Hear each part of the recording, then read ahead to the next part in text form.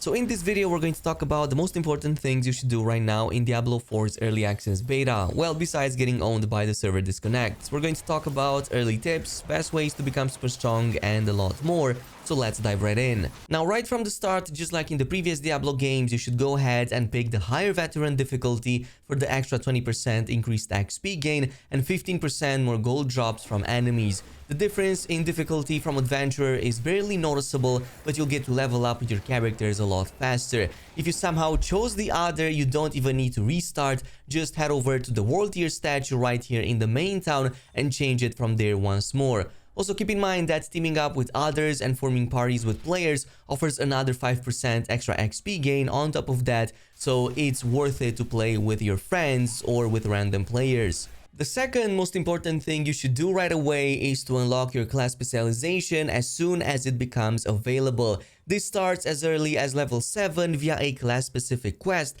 that will appear in the priority quest section of the journal between the main and the side missions. Each class has a different specialization, which unlocks the possibility to further expand upon your character's mechanics and evolve your build to the next level. For example, Rogue has access to both combo points and inner sight at level 7 and 20 respectively. Meanwhile, Mage gets extra enchantment slots to turn some of its active spells into powerful autocasts. The quests involving these are rather short, and once you're done with them, you will get some powerful effects that will change your character completely. Moving on to number 3, another thing that really brings your powers to the next level is the Codex of Power by unlocking legendary aspects.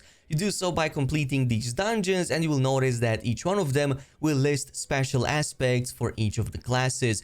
To better consult these for your current class, you can also do this directly from the collections tab and then pin its source onto the map to better reveal where you can get it from. Do keep in mind, however, that many of these aspects are acquired from other maps, while the demo restricts us to the starting zone of the Fractured Peaks. So if you cannot get it because it's too far away, just focus on the ones in the Fractured Peaks. Once you do get to unlock a few of these, you will need to visit the Occultist in the main town, which will let you place these powerful buffs on your gear pieces. However, this process requires a special crafting mat called Veiled Crystals that you can only get by salvaging rare and above quality items. So another tip over here is, instead of selling these items early on, rather go ahead and salvage them at any blacksmith. Once you get at least 12 Veiled Crystals and some gold, you can imbue a piece of gear with that legendary aspect on it to gain its power. But in this process, if you apply an aspect on a yellow piece, for example, you also get to turn that item from rare into a legendary quality. So this can be a viable way of getting a full legendary set for your character if you happen to be unlucky with the drop so far. Finally, in this category, there's also the inventory aspects. These are completely separate from the Codex of Power and actually come randomly on gear. Oftentimes, you might get a legendary item with one of these powerful effects that can actually fit for all classes, as they tend to fit a more general role. But there's also more specialized ones for specific classes. That's why in this case, instead of selling or salvaging these items, even if you get duplicates, try to extract that first before doing anything with the item itself. In this case, you can transfer that on a different piece of gear should you find it, and this also gets stored in a special aspect section in the character's inventory for later use. Now at number 4, another thing that helps a ton leveling up and gaining new skill points faster is not forgetting to claim the region progress. If you head over into the map menu and press W on the keyboard or the equivalent on the controller, this brings up the track for the Fractured Peaks. Now in the final game, all regions will have one, and they will all provide very good rewards from extra XP, gold, skill points, potions, and later on even Paragon points. To complete them, you just need to check the requirements in the 2 columns below. These usually involve discovering the map, unlocking waypoints, completing a number of side quests, and generally just playing through the game.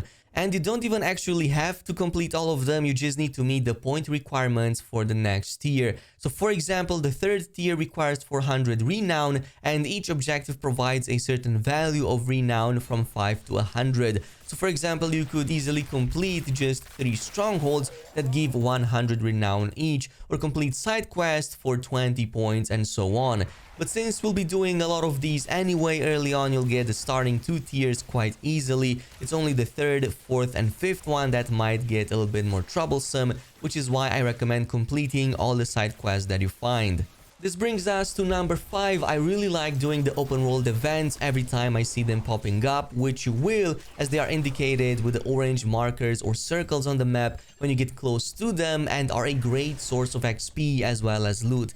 Compared to many other encounters and even more so dungeons, they are much quicker at dropping a whole bunch of rares and decently enough legendaries as well once you get at least level 20 with the character, but are worth doing nonetheless even way before that, simply because it helps you progress a lot faster.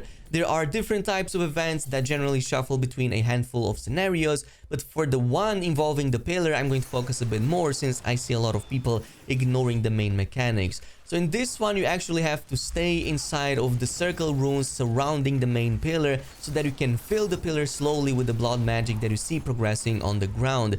Once that happens and you defeat the enemies, at the end of it, you're going to get a loot shower chest that gives you a ton of items. So again, totally worth it. Moving on to number 6, just like in the previous Diablo games, do not miss on the treasure goblins. These guys can be really inconspicuous, but what makes them easy to notice is the huge backpack, the loot and the gold that drops from it, and the fact that they tend to run away from you once you get too close. So make sure that if you spot one of these, always pursue them and try to take them down. Once you do, they'll again drop a whole bunch of loot and money that can come in quite handy. That's why it's recommended to use gap closing abilities like the Shadow Step or Teleport in conjunction with attacks that slow their movement to make this encounter a lot easier.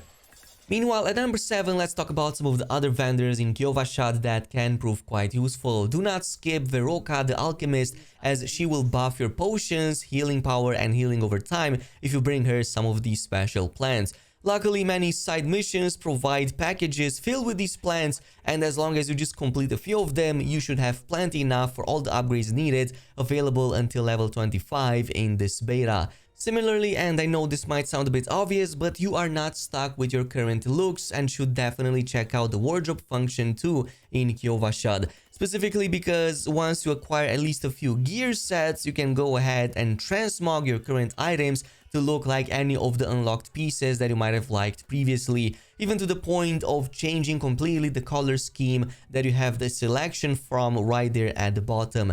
There are roughly 15 to 20 different sets for all classes, so it's worth pursuing them and eventually making your characters stand out from the rest. And finally, to number 8, another aspect that lets you further amplify your build is slotting in gems on your gear. You will notice that different pieces get affected by gems in different ways, for armor, weapons, and jewelry likewise. For example, skulls are excellent on weapons as they provide heal on kill should you require a lot more survivability, but they are pretty decent on jewelry as well for the huge boost to armor that they give. Emeralds as well, as they play a huge role for rogues should you need something with more critical hits, or topaz for spellcasters that require spell damage, and so on.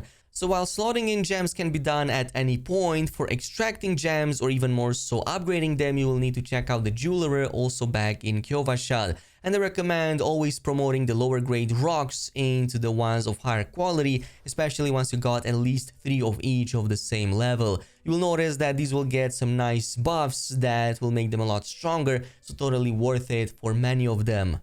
But this is pretty much it. As always, if you enjoyed this video, a thumbs up on it would be awesome. And if you want to see more Diablo content on the channel, then make sure to subscribe and activate that notification bell. We're also doing giveaways over the next couple of weeks, so do stay tuned up for that. Thanks so much for watching, and I'll see you guys in the next video.